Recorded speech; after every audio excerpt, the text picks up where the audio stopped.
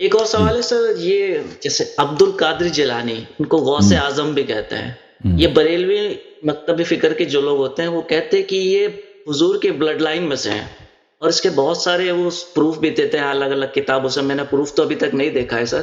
میں اس پہ جاننا چاہتا ہوں کہ یہ غوث اعظم عبد القادر جیلانی صاحب کون ہے اور ان کا اتنا فیمس کیسے ہو گئے سر؟ یہ صوفی ہیں، یہ ملعون ہیں یہ لوگ. دیکھیں یہ سید ہونا یا نہ ہونا اس کی کوئی اہمیت ہی نہیں ہے، ٹھیک ہے نا. سید دنیا میں بہت ہیں، اور سید دنیا میں سب اچھے نہیں ہیں، یہ تو سب کو پتہ ہے. آپ کو پتہ ہونا چاہیے. پاکستان میں سید کم ہے بھائی. پاکستان کے ہر شہر میں سید موجود ہیں، ہر قصبے میں موجود ہیں، ہر گلی میں. کچھ بہت اچھے لوگ ہیں، ہم ان سے محبت کرتے ہیں، ان کا احترام بھی کرتے ہیں، لیکن اس کا مطلب نہیں کہ ہر سید ہی بہت ہی شریف ہوتا ہے. آپ دنیا کے ہر ملک میں جائیں، اس کے جیل میں کچھ سید ہوں گے، ٹھیک نا، کچھ سید ہوں گے. سعودی عرب میں چاہے ہوں گے، عراق میں جائیں گے ہوں گے، ایران میں جائیں. ایران میں کتنے سادات کو پھانسی ہوا ہے، کسی کو لواط پر، کسی کو بدعت پر، کسی کو چوری پر، بہت سارے. کوئی ٹیررسٹ ہے بھائی، سید ہے، ٹیررسٹ ہے آدمی، وہ خود کچھ دھماکے کراتا ہے، ٹھیک ہے نا. یہ تو بہت ہے. سید عبد القادر جیلانی یہ سید ہے. سید کیوں سے کیا ہوا سید؟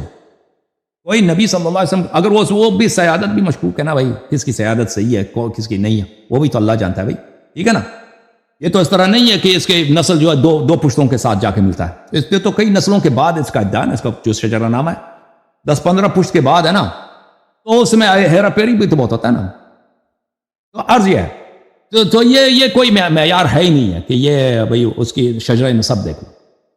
پھر یہ جو آپ کے جو صوفی حضرات ہیں، دیکھیں یہ اسلام میں کوئی تصوف نہیں ہے.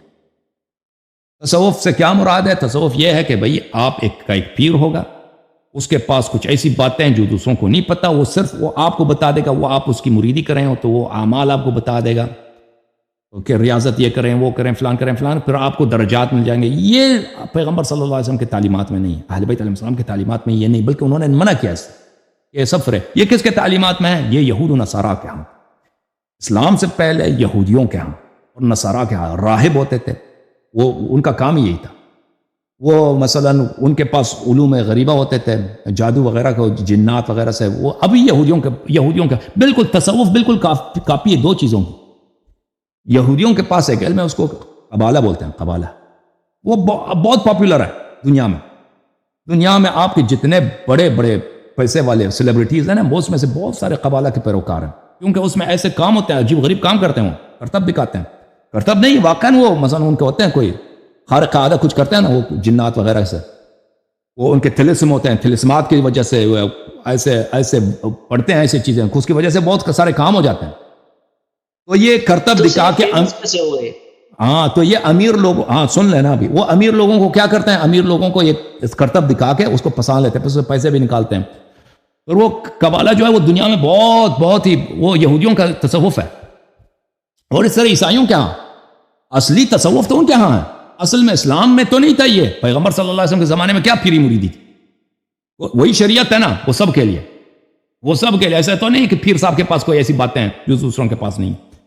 تو بہرحال یہ پھر یہ بعد میں بنی امیہ کے اواخر میں بالکل بنی عباس کے زمانے میں، بنی عباس کے ابتدا میں یہ امپورٹ کیا گیا، یہ لایا گیا عالم اسلام میں. بہت سارے عیسائی جو بظاہر مسلمان ہوئے نا، اور یہودی جو مسلمان ہوئے، وہ اپنے افکار کو انہوں نے نہیں چھوڑا، کیونکہ ان کے بڑے بڑے علماء ہوتے تھے، ان کو بہت ساری باتیں پتہ تھی نا، پرانے ان کے جو افکار تھے، طریقہ کار تھے، اسی کو انہوں نے اسلام کا روپ دیا. اور تصوف ایک ایسی چیز ہے بھائی، یہ کبھی اسلام کے روپ میں ظاہر ہوتا ہے، کبھی تشیع کے روپ میں، کبھی سنی کے روپ میں، کبھی ہندو کے روپ میں.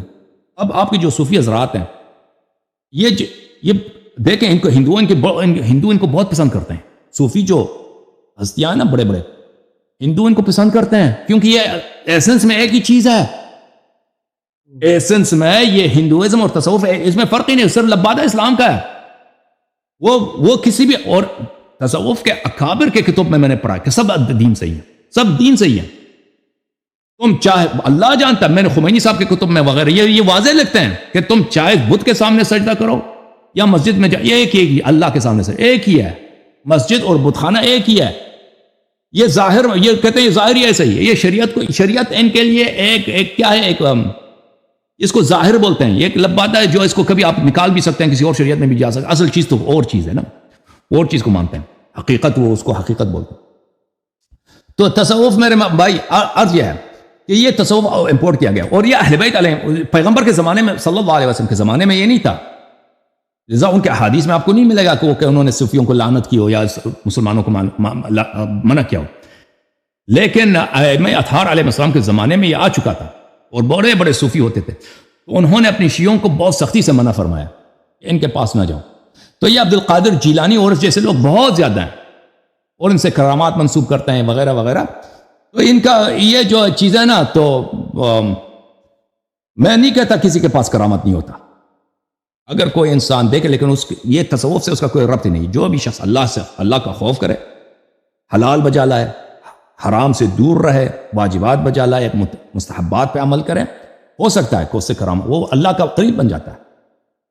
تصوف اس کا راستہ نہیں ہے۔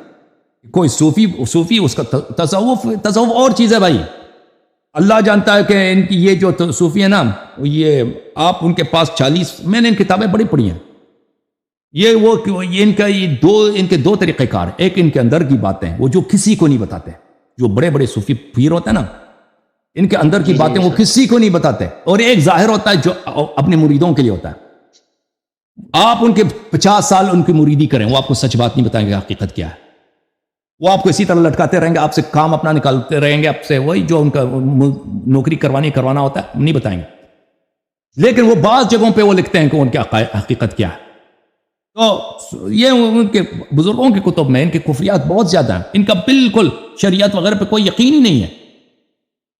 یہ مسلمانوں میں آ جاتے ہیں، مسلمان بن جاتے ہیں، ہندو میں جا کے وہ ہندو بن جاتے ہیں، کرسچن میں جا کے کرسچن بن جاتے ہیں۔ ان کی مجبوری ہے کہ جب مسلمانوں کے درمیان رہتے ہیں تو ان کو شریعت کا خیال رکھنا پڑتا ہے، لا الہ الا اللہ محمد رسول اللہ کہنا پڑتا ہے، قبلہ کو ماننا پڑتا ہے، لیکن وہ ان کا عقیدہ نہیں ہے۔ خود اپنی کتابوں میں ابو بکر ابن عربی وغیرہ وغیرہ وغیرہ یہ سب کہتے ہیں کہ وحدت الادیان، کہ سب دین ایک ہی دین ہے، یہ سب حقیقت میں ایک ہی بات ہے، اس میں کوئی فرق ہی نہیں ہے۔ 12 تو عرض ہے عبد القادر جیلانی وغیرہ یہ سب اہل بیت علیہ السلام نے ان لوگوں کو لعنت کیا ان کے طریقہ کار سے اور ان کے اتباع سے۔ دیکھیں اگر کوئی سچ ہے، حقیقت ہے دنیا میں، قرآن و سنت سے خارج نہیں ہے۔ صوفیوں کے پاس کیا ہے جو کو قرآن سنت سے کیا، صوفی ان کو وہ بھائی سنت کے بڑے عالم ہوتے ہیں، کوئی عالم نہیں ہوتے یہ صوفی۔ صوفیوں نے کوئی لکھا ہے کوئی بھائی یہ آپ کا لال شہباز قلندر ہے، یہ شیعہ جا کے اس کے مزار پہ جا گئے، او لال شہباز قلندر، کیا اگر کوئی لال شہباز پہ اگر کوئی اعتراض کریں اس کو خود نے لعنت کرتے ہیں۔ اور بھائی لال شہباز کو کیا آتا ہے؟ اس نے کیا کیا ہے؟ اس نے کوئی حدیث کی کتاب لکھی ہے، کوئی شریعت پہ کوئی عقائد کی کوئی دفاع کی ہے؟ اس کو کیا ہے؟ یہ صرف ایک صوفی تھا، اس کے اشعار واضح تو پہ دلالت کرتے ہیں، کٹر صوفی تھا یہ، اور یہ اسماعیلی تھا۔ اور صوفی حضرات یہ ہوتا ہے کہ اپنے کتابوں میں اہل بیت علیہ السلام کی جو مسلمان صوفی ہیں نا، جو ہندو صوفی ہیں وہ تو اپنے وہ بھگوان وغیرہ کی تعریف کریں گے، مسلمانوں میں جو رہتے ہیں وہ تو بھائی وہ ضرورت کو دیکھتے ہیں، بھائی دنیا کو دیکھتے ہیں کہ کس کا پلہ بھاری ہے۔ اگر ان کی منفعت اس میں ہو کہ ابو بکر عمر کی شان میں منقبت لکھیں وہ لکھ دیں گے بھائی اس کی شان میں بڑے بڑے لمبے۔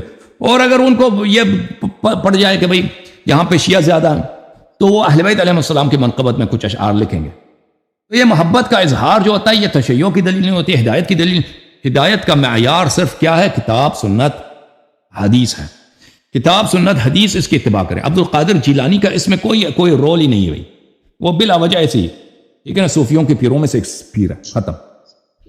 ٹھیک ہے، تھینک یو سر۔